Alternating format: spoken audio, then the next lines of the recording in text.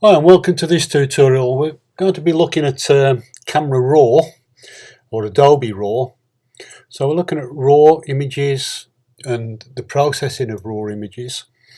And at the moment I'm in Adobe Photoshop. It doesn't really matter whether you're in Photoshop or in Lightroom. Basically it's all Camera Raw, Camera Adobe RAW, and you will have the same sliders and controls in both programs.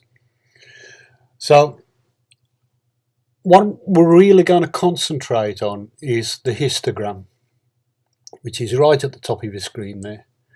And this is really important. Sometimes your monitor may not be showing the image correctly. It could be your your monitor isn't calibrated, it may be a little bit dark, it may be a little bit light. So you don't always see the image in its true form as such. And that is why in a lot of cases you can trust what the histogram says rather, to a good degree really, rather than looking at the image on your screen. So learning to use a histogram to get the perfect RAW conversion is really important. And what we're looking at, first of all, taking the actual picture.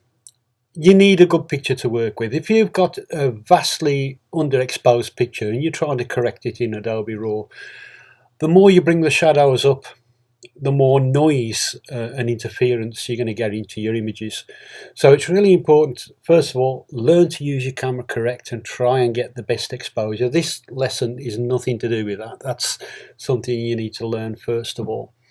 But the nice thing about RAW images is there is a lot of information you can get back depending on the dynamic range of your camera that will allow you to get a good shot even if you have slightly underexposed or overexposed. Now with a photo like this one, the most important thing really is the subject, of course. And when you're working with white subjects, if you've overexposed the picture, you're going to get no detail. So we'd get no detail in the feathers of this bird. Now let's just zoom in and look at the bird. So I'll just double click on that, which will make it 100%. And you can see there's detail in there. And I haven't overexposed, and I know that because if I look at the histogram, we've got these little what I call clipping indicators at the top there. And you can see the one on the left is for the shadow area of the picture, and that's got a little blue warning signal in there. So that's showing that a little bit of the black is actually clipping, and it's probably down, let's just move, it's probably around this area, to be honest, where it should be black, so I'm not too worried about that. And if we click on this warning, it brings up a little bit of blue, and you can see that is the area there.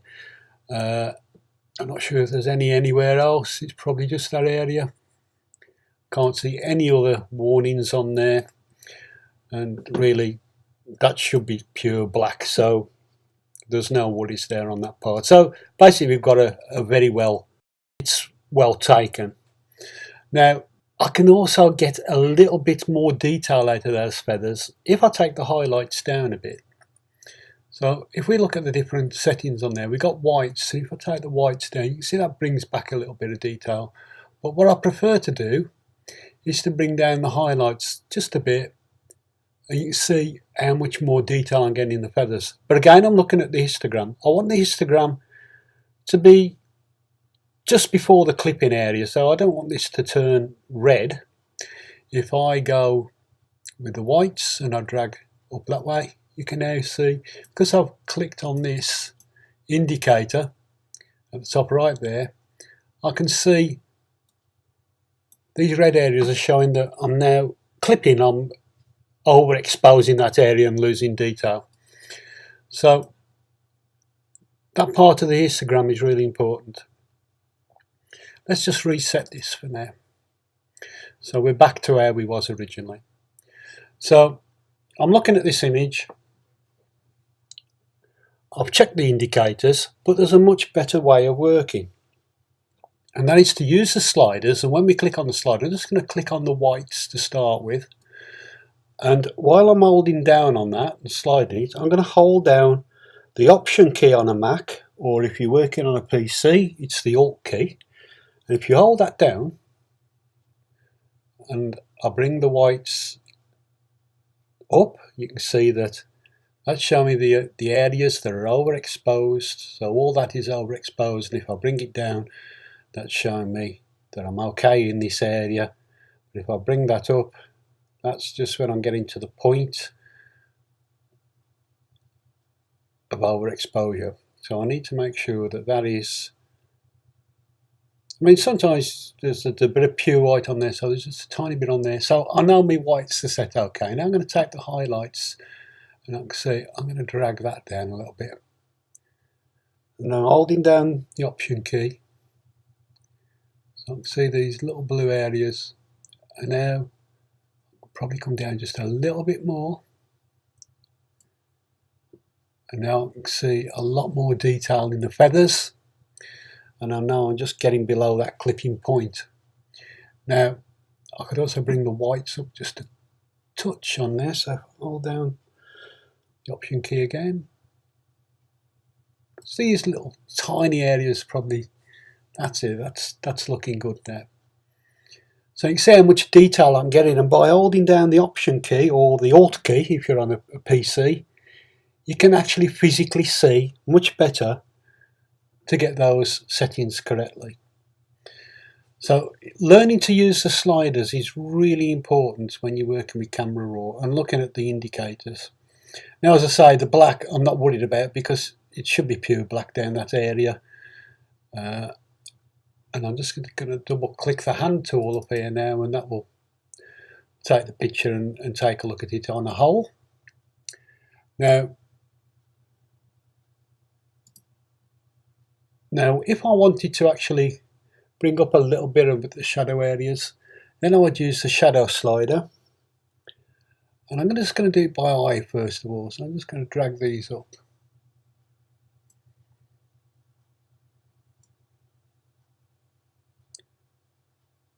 So that brings up my shadows. And if I hold down the Option key and drag that, you can see that it's just this area down there, just a little bit on there. It's just yellow, it's coming out as yellows. There's a tiny bit of red down there. Now that is fine, that's an acceptable amount. If it was going too dark, it would start getting a red symbol down there. But I'm happy with that. I want this area to be dark, but I can bring a little bit of detail back. So I use my eyes and then use the Option key to just double check everything's okay. On the blacks, you can see, if I bring that up, that's getting rid of those clipping areas. It's still showing a little bit on there because there is some pure black on there. But basically what we've got now is more or less a perfect image from the exposure of the photograph. A lot of the other things I don't actually use a lot. I don't tend to use contrast too much. It's basically, I use the exposure. If I need to take the exposure up or down as a whole, that would be the first thing I do. It's pretty good exposure in this case, so there's no need for that. I just need to use the sliders underneath. So the exposure would be the first bit. Look at your clipping, and if you was overexposed, you would drag it down to the left, or vice versa if you're overexposed.